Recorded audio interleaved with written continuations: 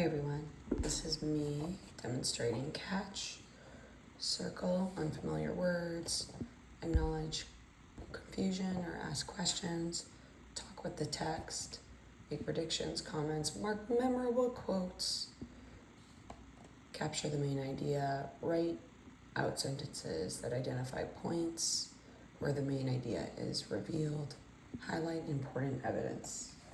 So I have some Post-its to help me out. Okay, I have a pen and I have some highlighters. I like doing red for more important stuff. Here we go.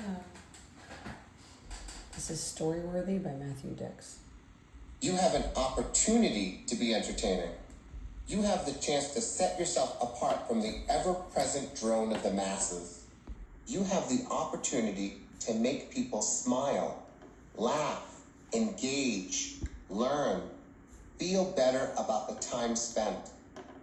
This is what I call the Spider-Man principle of meetings and presentations, though Voltaire admittedly said it first.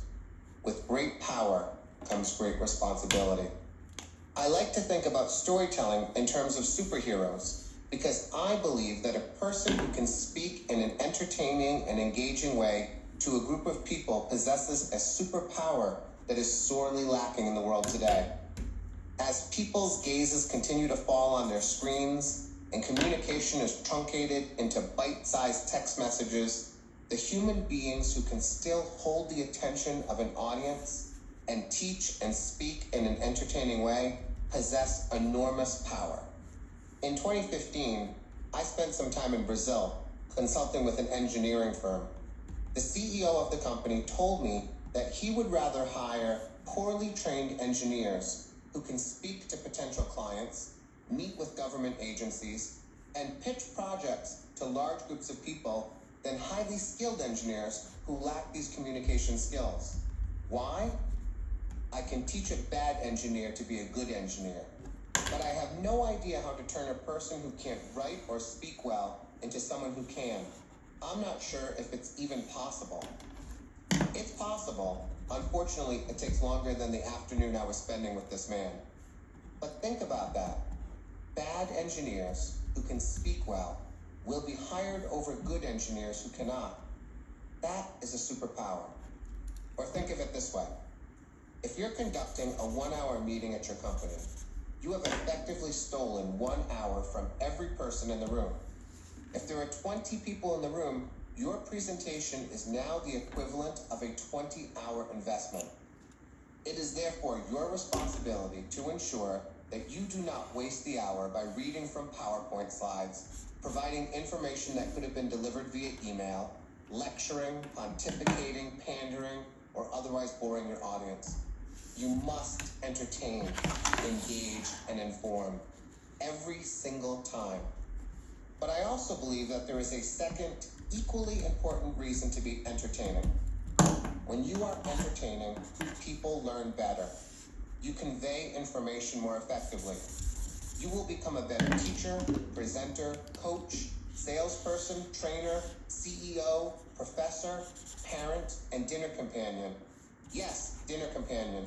If you are on a first date, your goal should be to share information about yourself in an entertaining fashion. This is who I am. This is what I believe. This is what I want. This is what I dream. How about you? A first date is an interview of sorts. If you can make the person laugh, share a little vulnerability, and tell a good story in the process, your chances for second and third dates increase exponentially. My wife married a necklace stump with legs for arms. It wasn't because of the way I look. And yes, it'll make you a better parent too. When I can teach my son and daughter a lesson using an entertaining story from my past, not only is that lesson more effective and enduring, it's often requested again and again. Rather than nagging my children about something that I feel is critical to their development, I find them demanding that I teach them the lesson over and over again. That is a superpower. When a student teacher presents me with a lesson that he or she would like to teach to my class, my first question is always this: what's the hook? What is the reason for my students to listen and pay attention to you? Far too often, inexperienced and ineffective teachers believe that if they design a lesson using all of the methods and strategies that they have learned in college, their students will sit quietly, attend fully, and absorb the content. For about half to 2/3 of an average class of students, this will probably be the case. But for the rest, effective lesson design is never enough. These are the students who slip through the cracks in many classrooms. They are the kids who have ability and potential, but lack the necessary skills to learn. They are the children who are not predisposed to quiet, thoughtful attentiveness.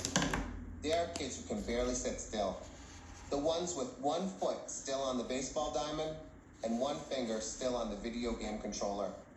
They are the students who do not believe in themselves or their capacity for a bright future. They are kids who come to school hungry and tired and still reeling from the chaos and violence of an evening at home. These are the students who need a reason to listen. I believe that it is the teacher's responsibility to provide a reason to learn.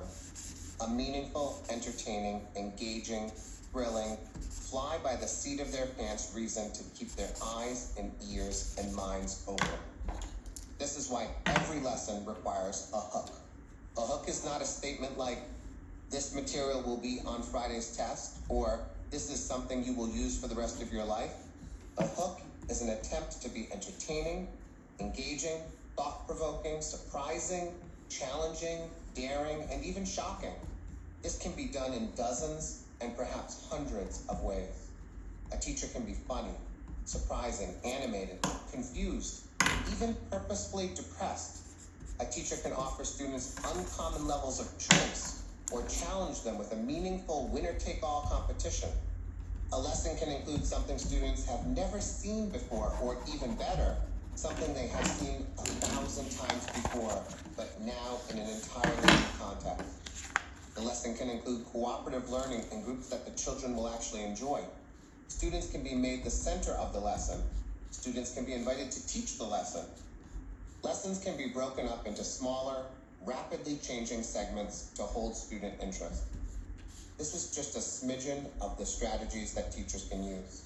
And most, if not all of them, can also be used by a person running a meeting, conducting a workshop, or otherwise stealing an hour from people in order to convey content.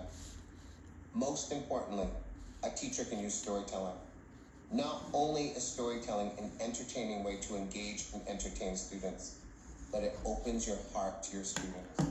It demonstrates your humanity, your authenticity, and your vulnerability. It's a way to establish trust and faith with your students. It connects you to them. When your students love you, they will learn, even if they despise the subject. This is how I approach teaching every day. I believe with all of my heart that I am stealing 7 hours of childhood from each of my students on a daily basis. I am paid to be a thief. I rob my students of hour upon hour of the most precious and fleeting time of their lives. Therefore, I have a duty to make this time as meaningful, productive, memorable, and yes, entertaining as possible. I do this through storytelling.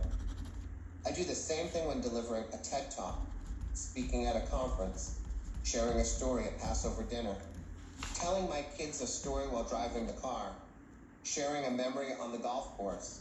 I entertain and engage and inform through storytelling. I open my heart and allow my audience to step inside.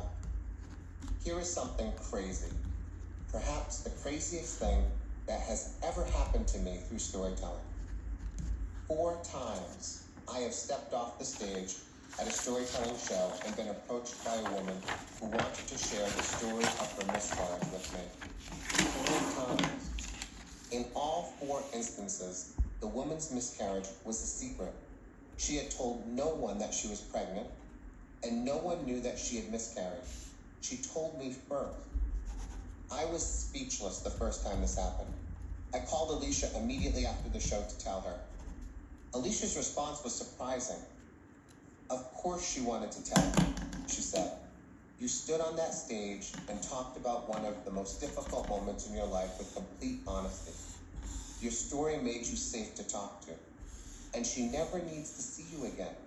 She can unburden herself of this secret to someone she knew she could trust, and she doesn't have to see you at work or at home the next day. It made sense. It's why I tell the story of my homelessness to my students, and an hour later a girl tells me about living in a car with her mom over the summer. It's why I tell the story of spending a day in jail, and the next day a boy tells me that his father is in prison. It's why my friend Jeff accidentally told me the sex of both of his children prior to their birth. I told him a story on the golf course, and finding a safe and vulnerable space, he filled it with a secret he was carrying, accidentally, twice. Back in 2011, Alicia suffered a miscarriage, and I watched her navigate the complex landscape of emotions surrounding this loss. Grief, shame, anger, blame. Miscarriages are not often spoken about openly in our culture, so women find themselves dealing with this tragic loss quietly. Of course, it makes sense that these women shared their stories with me. Alicia had me to talk to when she miscarried, and I had Alicia, but not everyone is so fortunate. Not everyone is blessed with close, trusting friendships, understanding family members, or loving partners. These women didn't tell me about their miscarriages because of who I am. They told me about their miscarriages because I told them a story filled with heart and humor, a story that expressed authenticity, vulnerability, and truth. This should be our goal. The world is filled with uninteresting people. I meet them every day. I suspect that in most cases, there is an interesting person lurking beneath their unfortunately uninteresting veneer. These are people who answer, "How was your day?" with an itinerary of the day, instead of sharing a meaningful moment. These are folks who tell us about their vacations by offering an adjective-laden timeline of the week. They are the people who make meetings feel endless, dinners feel monotonous, and conferences feel disappointing. These are the people who are afraid to talk about embarrassing moments or epic failures. They lack authenticity, listen poorly, fear vulnerability, lack the skills and strategy to craft and tell a good story. They are not the superheroes of our world. Storytellers have a superpower. They can make people feel good and whole and right. They can inspire and inform. They can make people see the world in a new way. They can make people feel better about themselves.